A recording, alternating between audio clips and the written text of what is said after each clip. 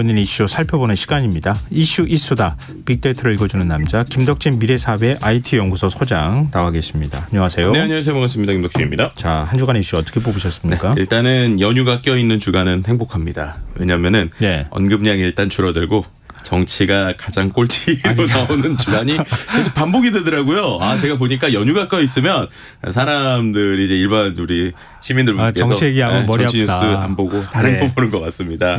그래서 이번 주에 제가 좋아하는 IT 과학 분야가 정확하게 표현하면 증가율이 높다기보다는 다 감소세인데 그나마 감소세가 덜해서 1등이 됐거든요. 아, 그래요? 네. 오래간만에 IT 뉴스가 1등을 했네요. 근데 이게 좀 전 세계적으로 좀 의미 있는 뉴스이긴 해요. 어떤 거냐면 반도체 분야에 엔비디아라고 하는 키워드가 나온 겁니다. 네네. 이제 엔비디아가 원래 이제 그래픽 처리 장치를 만드는 회사죠. 근데 최근에는 이제 인공지능 붐에 이제 휩싸여서 뭐 다양한 인공지능과 관련된 기반 기술을 가지고 있는 회사이기도 하고 또 우리가 아는 뭐 챗GPT나 뭐 여러 가지 생성형 인공지능도 결국에는 이 엔비디아가 가지고 있는 GPU 칩을 기반으로 다 계산이 된 거다 보니까 이른바 뭐 우리가 그런 얘기들 하잖아요. 뭐 이렇게 금광이 있는 골드러시 시절에 돈 버는 회사가 청바지 회사다 뭐 이렇게 봤을 때 엔비디아가 약간 요즘에 그 AI의 그 골드러시의 좀 청바지 회사 같은 회사거든요. 청바지 장사 같은 회사. 그러다 보니까는 이제 여러 가지 실적이 기대됐었는데 실제로 1분기 실적이 나왔더니 많은 사람들의 전망치를 훨씬 뛰어넘는 수준이었다는 것이죠. 실제 이제 1분기에만 매출 우리 돈으로 9조 5,300억 정도. 그러니까 월가 전망치보다 10% 이상 높았고요. 특히 이제 또 2분기 같은 경우에도 거의 14조 5,800억 수준의 매출을 달성할 수 있다라고 전망을 했거든요. 그럼 이 정도 되다 보니까 뭐 거의 뭐 하루에 그 종가보다 한 35% 정도 뛰는 뭐 이런 모습들까지 보여주기도 했어요. 그래서 지금 이런 상황에서 뭐 예를 들면 미국 최대 메모리 반도체 기업 마이크론을 이제 제재한 중국 정부도 엔비디아는 건드릴 수가 없는 상황이다. 뭐 이런 얘기가 나오는 거죠. 정확하게 엔비디아는 이제 지금 CEO는 대만계 이제 미국인이라고 해서 젠슨 황이 하고 있지만 회사 자체는 미국 회사거든요. 그러니까 미중 무역 갈등이 있으니까 당연히 중국에서도 미국 걸 안 쓰려고는 하는데 이 엔비디아 거는 어쩔 수 없이 써야 되는 수준으로 이게 상당히 크고 있고요. 이게 좀 역사적 스코어인 게 실제로 역대 미국 기업이 하루 시가총액에서 증가한, 그러니까 하루 만에 얼마큼 시가총액이 증가했는가라고 하는 순위가 있거든요. 근데 그 순위에서 이번에 5월 25일에 말씀드렸던 엔비디아의 급증한 게 지금까지 중에 3위였다고 해요. 전 세계에서 지금까지 역대 미국 기업에서의 시가총액 증가분이. 이제 그만큼이나 상당히 뜨거웠고요. 뭐 그 덕분이라고 해야 될지 아니면 전반적인 생성형 AI 열풍 때문인지 우리나라 삼성전자 주가도 이제 최근에 많이 오르고 있죠. 그래서 이제 뭐 7만 전자 회복됐다 이런 얘기 나오고 있고요. 결국에는 지금 이러한 그 AI 중에서도 챗 GPT 같은 이른바 생성형 AI 시장이라고 하는데 이런 시장이 커가면서 향후 반도체 시장이 어디까지 확산될 것이냐, 또 엔비디아나 아니면 다른 빅테크 기업들도 이런 AI 반도체에서 어떤 회사가 계속적으로 주도권을 끌고 갈 것이냐, 뭐 이런 것들에 대한 예측과 관련된 많은 댓글이 달렸다고 볼 수 있을 것 같습니다. 반도체 업황이 그렇게 썩 좋지는 않을 것 같아. 뭐 이런 전망 믿고 있다가 갑자기 엔비디아 때문에 무슨 반도체 주식이 막 뛰어가지고 진작에 사둘 걸 후회하시는 분들이 굉장히 많을 것 같아요. 자, IT 분야에서 또 키워드가 하나 더 있다고요? 네, 맞습니다. 이제 엔비디아는 이러고 있는데 이 마이크론이라고 하는 키워드는 참 우리나라를 특히나 머리 아프게 하는 키워드로 볼 수 있을 것 같습니다. 미국과 중국의 반도체 패권 갈등 국면이 경제 전쟁으로 전환되는 모습인데요. 이제 미국과 중국이 지금 글로벌 메모리 반도체 3위 기업인 마이크론을 놓고 지금 발언 수위를 높이고 있는 것입니다. 이제 미국이 중국으로 반도체 기술과 장비 수출을 금지하자 중국은 이제 안보 심사 결과를 이유로 마이크론을 제재한 것인데요. 이제 마이크론이 어떻게 보면은 중국 내에서도 지금 D램 점유율이 14.5%로 삼성전자, SK 하이닉스에 이은 3위였거든요.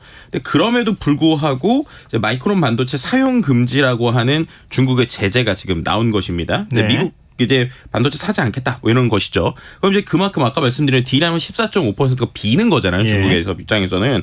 그렇게 되니까 이제 중국에서는 우리나라 그러니까 삼성과 SK에게 이러한 이제 비는 D램을 좀 이제 우리한테 줘라라고 하는 일종의 러브콜들을 지금 하고 있는 상황이란 말이에요. 근데 그런 상황에서 이제 미국에서는 삼성, SK 빈자리 채우지 마라 뭐 이렇게 이제 압박을 공식화하고 있는 거의 상황이라고 볼 수 있을 것 같습니다. 또 우리가 미국에 가서 그렇게 투자하는데 또 딴 데 가서 팔지도 말라고 하면 도대체 우리나라에 뭐 어떡하라는 얘기예요? 이게 참 애매하고 좀 피곤한 게 예를 들면 우리나라의 지금 지역별 반도체 수출 비중을 보면 스마트폰용 반도체가 미국의 9.1% 나가고 중국의 9% 나가거든요. 네. 그러니까 두 개가 거의 비슷한 수준으로 나가고 있고 서버 같은 경우에도 미국의 7.7% 중국의 5.1%니까 중국을 놓을 수가 없는 시장이에요. 냉정하게 말하면 우리 입장에서. 근데 그런 입장에서 지금 계속 거의 뭐 양작태기를 하라는 압박을 하니까 우리나라 입장에서 이걸 어떻게 해야 되나 참 고민이 높아지고 있는 상황을 볼 수 있을 것 같습니다. 오늘 굉장히 인상 깊게 읽었던 기자 칼럼이 있는데요. 네. 우리나라가 대중 수출이 한 24% 이상 줄었는데 미국이 중국 수출은 한 2%밖에 안 줄어들었다 그러더라고요. 정작 싸우는 사람들은 별로 뭐 수출도 줄지 않고 그냥 오히려 교육 규모는 커지고 있는데 그렇죠. 우리만 중간에 껴가지고 아무것도 못하는 오히려 손해보는 이런 상황이 되는 거 아닌가? 그러니까요. 걱정되네요. 그리고 앞서서도 얘기 드린 대로 그 엔비디아와 그리고 또 대만의 TSMC가 상당히 요즘 끈끈하거든요. 네. 그런 부분에서 지금 우리가 더 치고 나가야 되는 상황인데 참 고민되는 여러 가지 상황이기도 합니다. 관계 좋아지는 건 좋은데 실속은 하나도 못 차리는 것 같아서 걱정입니다. 자, 2위 주제 어떤 분야에서 나왔습니까? 네, 2위 주제는요. 연예 카테고리에서 영화 분야에서 나왔고요. 키워드는 둘리입니다. 이제 40살이 둘리가 됐어요, 벌써. 네. 이제 개봉 26년 만에 이제 새롭게 이제 다시 극장에 귀환한 이제 얼음별 대모험 리마스터링이 개봉되면서 이제 이슈가 되고 있는 건데요. 네. 왜냐하면은 이번에 마케팅 포인트나 아니면 SNS에서 또 이 둘리가 돌기 시작하면 오히려 최근에 화제가 되는 게 둘리보다 고길동입니다. 어른이잖아요. 그래서 네. 이제 소위 SNS에서는 고길동의 마음을 이해하면 이제 비로소 어른이 된다. 뭐 이런 이야기가 나오고 있는데요. 좀 흥미로운 거는 이번에 김수정 감독님이 어쨌든 아기고울육룡 둘리의 김수정 감독님 인터뷰를 했잖아요. 네. 근데 인터뷰 내용에서 이런 이제 사람들이 고길동에 대한 반응이 이런데 어떻습니까라고 물어봤을 때 어른인 고길동에 공감하기보다는 둘리를 좋아했던 어린 마음으로 돌아가서 둘리와 고길동을 동시에 품을 수 있길 바란다. 이런 이제 이야기를 하셨어요. 그래서 기침을 하셨어요. 갑자기 저도 이제 울컥해서 요즘에 제가 고길동이 조금 이제 마음이 좀 와닿기 시작을 해가지고 어쨌든 그래서 이제 어떻게 보면은 가족끼리 같이 볼 수 있는 참 좋은 다시 영화가 개봉했는데 약간 이제 그 지금 한국의 애니메이션 시장에 대해서 꼬집은 부분들이 있었습니다. 저도 지금 상당히 놀랐던 건데요. 어쨌든 그 아기공룡 둘리가 처음에 얼음별 대모험이라고 하는 게 96년도에 한국 영화에 이제 등장했을 때 네. 영화관에서도 관객 동원 4위였다고 해요. 그런데 손익분기점 맞추기도 어려웠다고 합니다. 네, 그래서 실제로 이제 감독님 같은 경우에 오히려 이것 때문에 빚을 져가지고 네. 오랫동안 빚을 갚아느라고 이제 고생을 했다고 하는데 이런 것들을 보면서 한국 애니메이션이 발전되기 위해서는 좀 시장 문제가 해결돼야 된다라고 이제 꼽은 거예요. 그래서 뭐 최근에 보면은 뭐 슈퍼 마리오라든지 슬램덩크 예. 결국은 미국과 일본의 IP라고 하잖아요. 이런 지적재산권을 가지고 있는 것들이 꾸준히 성장하는데 왜 우리는 그러지 못하는가에 대해서 좀 근본적으로 고민해 볼 필요가 있다라고 하는 이야기들이 나오게 됐습니다.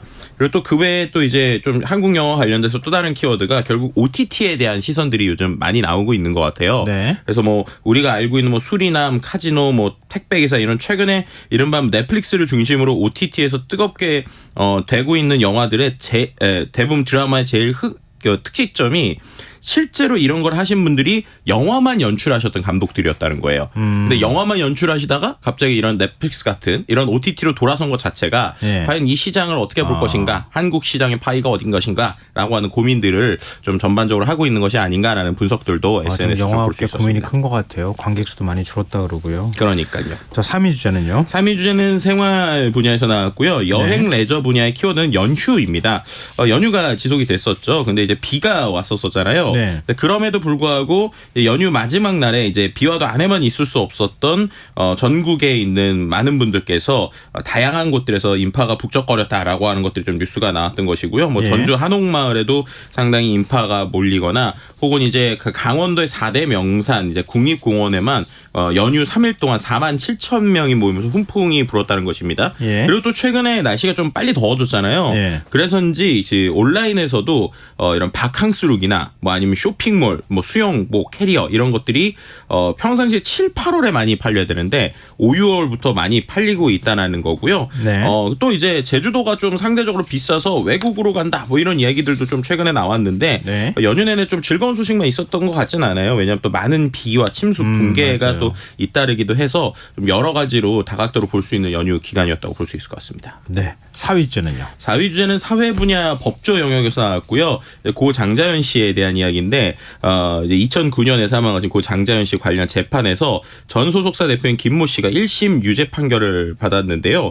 실제로 이제 그 위증 혐의로 기소된 김 씨에게 징역 4개월, 집행유예 1월을 최근에 선고한 것입니다. 그러니까 결국에는 위증에 대해서 이제 인정을 한 것인데요. 네. 이런 부분이 계속 나오다 보니까 과거에 지나간 일일 수도 있지만 그럼에도 불구하고 고인을 위해서라도 제대로 좀 다시 판결해야 되는 것이 아니냐라고 하면서 그때 이제 나왔었던 많은 사람들에서 지금 어떻게 움직이고 있는지에 대해서 다시 한번 SNS에서 관심이 다시 올라가고 있다 이렇게 말씀드릴 수 있을 것 같습니다. 자, 마지막 5위 주제는요? 네, 5위 주제는 스포츠 분야이고요. 네. 축구 영역에 이제 16강이라고 하는 키워드죠. 어떻게 보면은 지금 상당히 많은 사람들 기분 좋게 하고 있는 소식인데 한국의 이제 20세 이하 축구 대표팀이 지금 16강에 진출한 맞아요. 것입니다. 네. 그래서 사실 마지막 이제 3차전 같은 경우에 감비아 0대0으로 비겼는데 저도 봤는데 약간 아슬아슬하고 불안했지만 어쨌든 그럼에도 불구하고 실리 축구 왜냐하면 많은 일군들을 쉬게 했잖아요. 네. 그래서 이제 16강이 이제 진출을 확정 지었고요.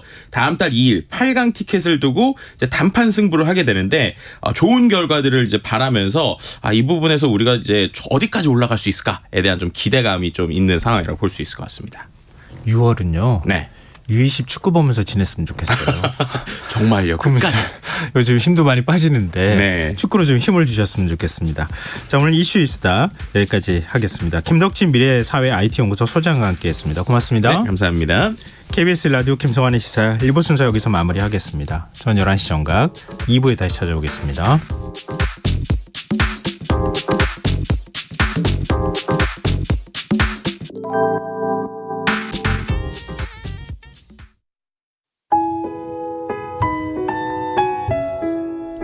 청취자 여러분, 위기 가정을 찾아주세요. 어려운 경제 상황 속에서 긴급한 경제